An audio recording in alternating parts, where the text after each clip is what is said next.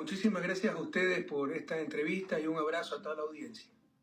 Doctor, las acciones de Estados Unidos contra Venezuela abren la puerta para que Washington lleve a cabo operaciones en otros países de nuestra región, según su análisis. Pero por supuesto, pues se rompieron todos los límites del derecho internacional, de la Carta de Naciones Unidas, de la soberanía de los estados. Todo lo justifican en función de sus intereses, de la fuerza. La rueda de prensa de Trump fue una vergüenza. Ya están amenazando a los propios Gustavo Petro de Colombia, presidente democrático por los 8 costados. Por supuesto que esto es un presidente para hacer lo que le dé la gana, donde le dé la gana.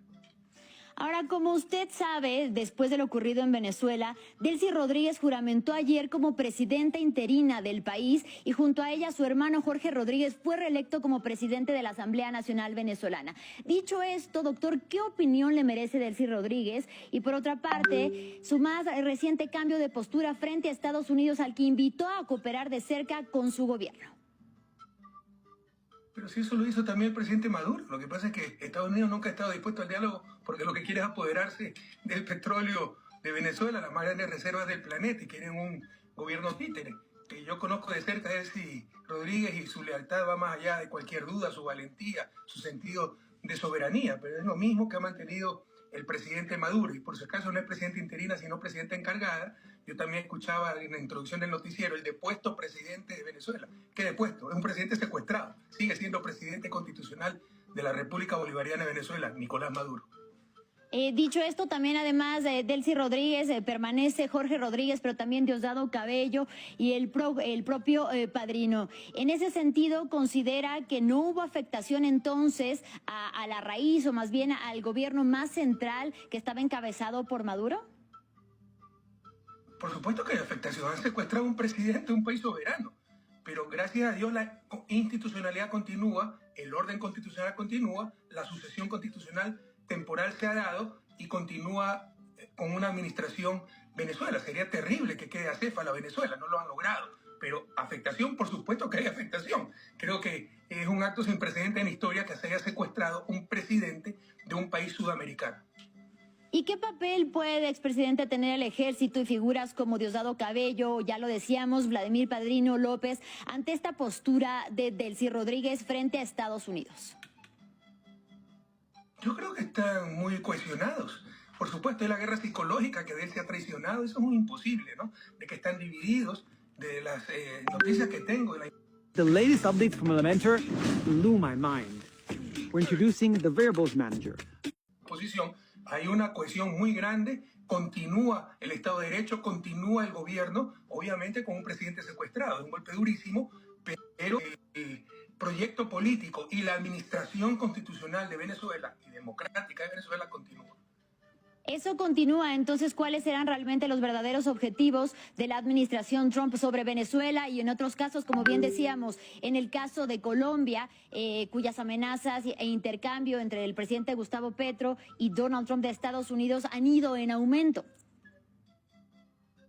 Mire, Donald Trump es un primate con corbata, que tiene en sus manos el país más poderoso de la historia de la humanidad. Algo tenía que hacer si movió el portaaviones más grande del planeta. Solo moverlo del Mediterráneo a las costas de Venezuela costó $200 millones, 8 millones diarios cuesta operar ese monstruo, ese navío.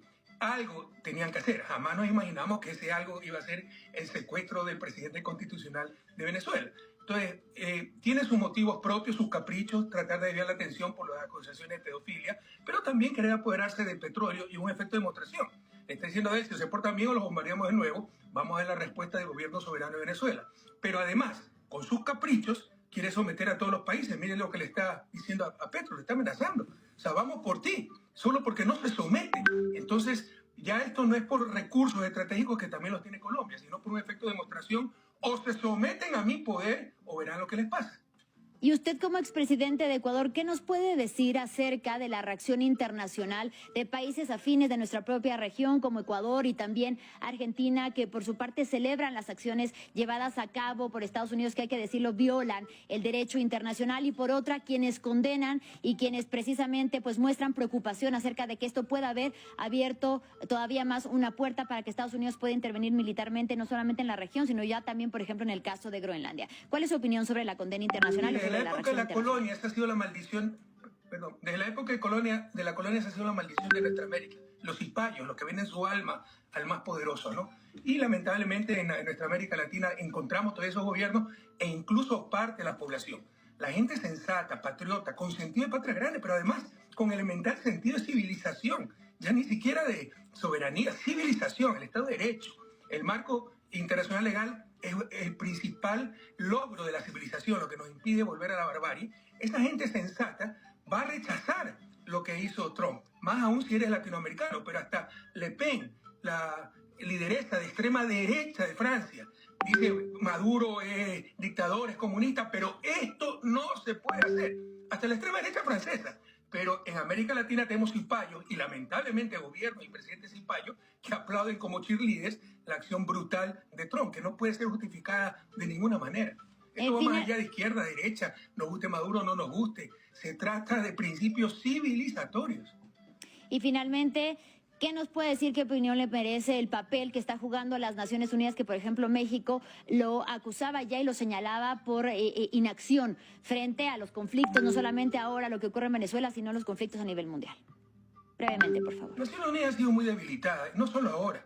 Mire el genocidio de Gaza, ¿qué pudo hacer para pararlo? O sea, esto es la culminación de una serie de abusos, doble estándar, agresiones sin sanción. El propio Ecuador, o sea, el gobierno de Noboa, ese cipayo que está saltando como cheerleader aplaudiendo a Trump, que es un títere de Trump, es nacido en Miami, invadió la embajada de México. ¿Qué le ha pasado? Absolutamente nada, es un acto sin precedentes. Entonces estamos cosechando lo que se ha sembrado tanto tiempo, con pasividad, con indiferencia, y las Naciones Unidas cada vez es más irrelevante. Y cada vez se impone más, no un Estado de Derecho a nivel internacional, sino un Estado de la fuerza. Y eso es volver a la barbarie, por favor, entendámoslo. La ley del más fuerte. Hoy es Venezuela, mañana puede ser Colombia. Pasado mañana puede ser el propio Ecuador, pues si descubren recursos que les interesan. Luego podrá ser cualquier parte del mundo, si es que el mundo no se une para condenar esta clase de acciones. Le agradezco muchísimo al expresidente de Ecuador, Rafael Correa, también doctor en Economía, por estos minutos. Como siempre, gracias. A usted muchísimas gracias, un inmenso abrazo.